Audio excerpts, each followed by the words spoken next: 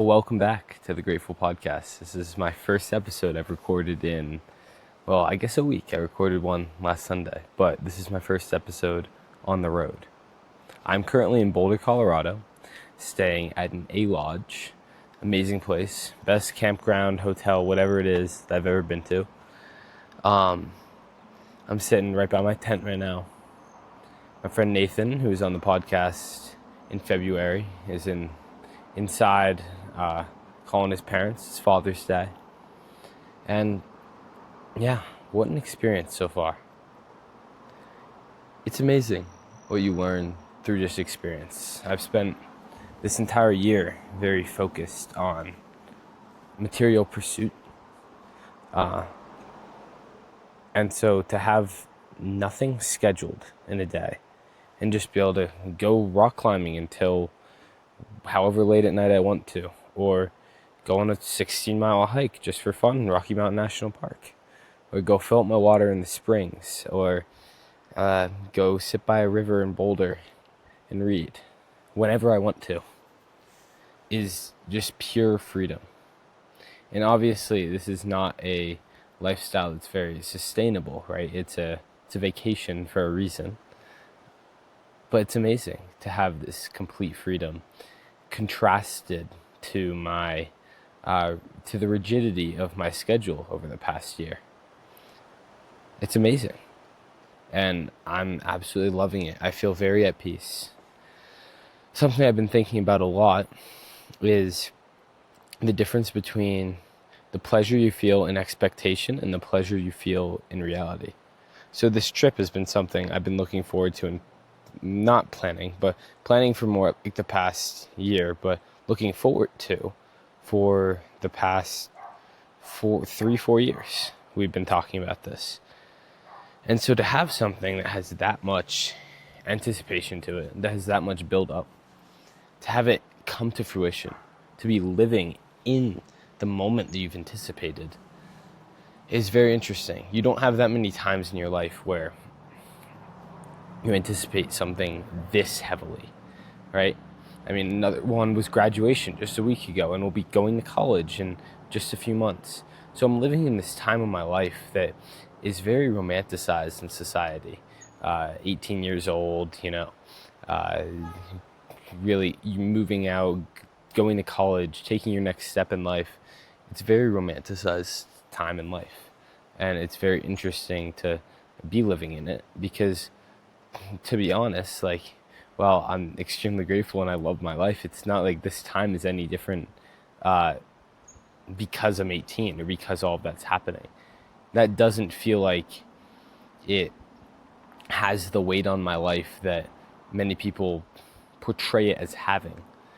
I think we have this, whether we regard it consciously or not, this model of what we believe the human life is, where like you're growing up and you kind of become you're a kid, and you kind of become less of a kid as you go to high school, and then you graduate high school, and then you start to become more of an adult, and then you go and you get a job, and then you're actually an adult, and then you do that, and then you retire, and then you vacation. However it works, like all those different categories of life, I don't feel like they've never really applied to me in the way that they seem applicable on a macro scale of society. It's very interesting to think about where I'm at in comparison with in contrast with the idea of where I should be at. Just listen.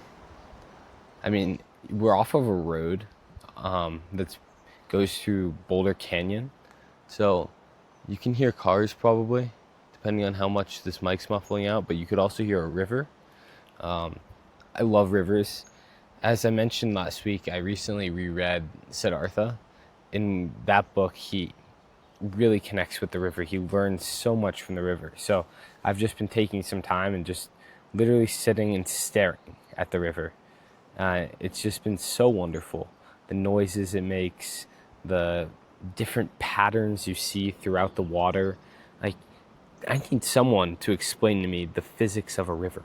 How you can have one part where like it's cutting across a rock, like, and the rock's cutting in between it, and it goes on the sides, or one part where there's like 4 inches of river water on top of the rock, and then it crashes right down after and creates that splashing white water waterfall effect.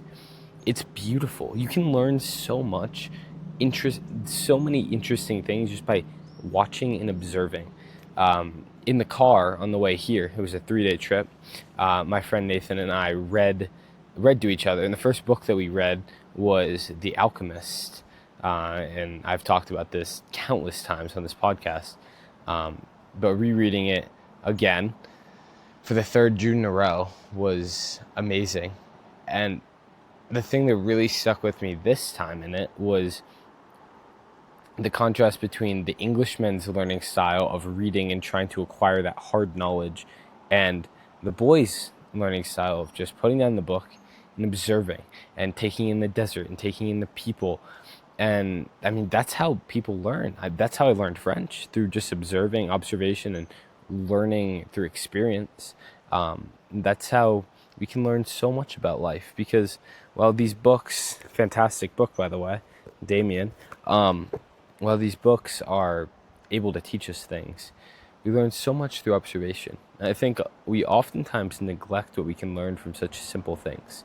Like right behind where I set up my camera on a water bottle is a tree, a beautiful tree. It's very dry. It might honestly be dying, but there's so much I can learn from this tree and its layers of bark. And like, if I just stare at it and try to take away, however woo-woo, mythy, weird this sounds, I've learned so much by just literally being with nature and looking at it. Not knowledge that's going to get me a higher score on a test, or knowledge that would have gotten me into a better college. It's knowledge that helps me move through life with more clarity, helps me feel wiser. It's knowledge that helps me feel more peaceful just here inside. I've been feeling less guilty about not doing things. This is the least productive I've been in probably 4 years. Love it. Productivity is all about what you're optimizing for. And right now, I'm not optimizing for any external success. I'm just optimizing for the things that I'll remember. The type of life that I want to live is a life in which I just have fun and I make impact, and that's this part of it. But right now, I'm wanting to have fun and just enjoy and create memories, and that's what I've been doing. There's a weird little spider. Never seen something like that before. Last night I was climbing, and it's a massive spider that kept trying to come back on the pad. I'm not a spider fan. I keep hearing this rustling, and I think it might be a rattlesnake, but I have not yet seen one on the trip, which is interesting because they are pretty common around here. I'm very excited. Our next stop is going to be in Utah. We're going to hike in Zion. We're going to drive down. We'll do the Grand Canyon National Park. We'll just do the Grand Canyon. Just amazing. As I was talking about earlier, I don't think I ever really finished. The pleasure of expectation versus the pleasure of just actually being here. When you are expecting something, I think the reason, and this is the fact that we do obtain more pleasure in anticipation, is actually scientifically backed. And what I'm realizing in my theory is probably because we don't always imagine all of the mundane parts. Like when I imagined this trip, I imagined getting up and going rock climbing on a fun boulder and doing it.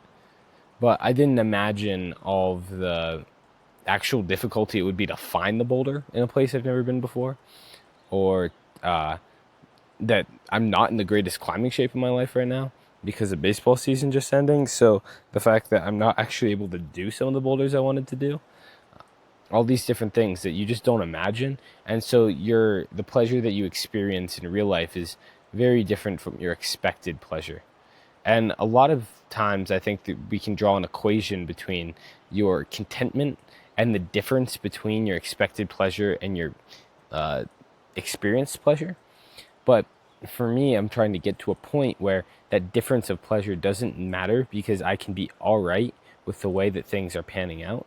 And I can see that there's silver lining in what's panning out, because my inability to do a boulder means I'll walk around and I'll meet a new person and I'll make a friend from somewhere and learn so many things about this one person, right? There's so many different silver linings and things. So to not get angry with that, expect the difference between your expectation and reality, and just go with it and just ride the wave of life where it's taking you, and be okay and be very grateful for that. That's where you can find that true joy. That's where you can get just feel present and not really regret what you're doing. Because if I were to bitch about the fact that I couldn't do the Softy V8 last night because this is first. All right, the video got cut off, which is a real shame, because I thought that was one of the most beautiful endings to a podcast I've ever done. And if I'm being honest, I kind of forget everything I said already. So I remember that, because I just saw the video, that when I got cut off, I was talking about how you just got to go with the flow. Because if I had been bitching about not doing that rock climb, I would never have met the cool dude I did, and never had those conversations, and wouldn't have seen some other things I saw. So your true happiness, it often comes by detaching from your expected outcome, because there's often this difference equation that we have between the expectation and the reality. And a lot of our unhappiness and our dissatisfaction comes from this difference between your reality and what you expected. But what I've been learning to do, and this trip has been very helpful for that, is to go with the flow of whatever happens, because you can enjoy your expectation and that's all right, but you're never going to expect the mundane things. You're never going to look forward to not being able to do the boulder, right? And so when that happens, just sit with it, or don't necessarily sit, but like be present with that, and don't force it to change. Don't try to force your reality and bend it toward your expectation, because that expectation was one of someone projecting their current wants and desires onto, like, your past self was projecting its current desires onto you, your present self. A lot of times there are differences in this. And additionally, life has a plan for you. And when you're trying to force your way in through life and try to force it towards what you think is best for you, you're often not going to discover a lot of the magical doors that will open along the way. Like the other day, I'm trying to think of something along these lines, but oh yeah, I got a job a few months ago, or maybe a month ago, and I was super excited about this job, and it turned out to be horrible. So I quit it after a single day of working there. And after that, I was kind of disappointed, because obviously that it's just not an ideal situation, right? But then I got a really awesome job offer just a few weeks after that. And so all these things are like, I think that the universe is conspiring to make our lives better. And that's the rereading The Alchemist. That's what they say in that, right? When someone has a dream, the entirety of the universe conspires to make that a reality. We just have to be present in that. We have to be willing to embrace the different things that are going to happen along the way. We have to be willing to embrace the fact that our expectation, our previous self's prediction, wasn't entirely correct. It's never going to be. I've yet to hear of someone who is living their life entirely the way they thought it would be 5 years ago. That's just not how life works, right? We have to be open to change and embrace it, because when we embrace it and we're grateful for what's happening, that's when we can unlock that true joy, that true presence that we all really do crave. All right, so that's where I'm going to end it. I don't think I did as well this time because I kind of got out of that podcast mood, but I really enjoyed doing this, especially outside. While recording, I was watching an ant chase a spider on my tent, and then the spider turn around and go after the ant. Now they're gone. They kind of went in their separate directions, but that's just amazing. We can learn so much through just observation and observing our surroundings. You don't always need to be seeking that hard knowledge, because a lot of times the world will teach you exactly what you need to learn. Thank you so much for tuning into this, even while I'm away and not really actively working as hard. This has been the least productive period of my life probably in the past 4 years, and I've been enjoying it. So thank you so much. It's amazing. It's an amazing feeling to go to bed and know that there are thousands of people that really enjoy the words I'm putting out there and the conversations I'm having. That's amazing. It's something that I'm just so extremely grateful for, because this is something I mostly just do for myself. It's amazing to put this out there and then maybe be able to look back 5, 10, 20 years from now and say, oh, that was Jack, that was me on my trip in Colorado. There I am sitting at my campsite talking about how I feel. Like, that is one of the coolest things. And the fact that there are people coming along on this journey with me makes it even more amazing. So thank you. Stay grateful. Love you all.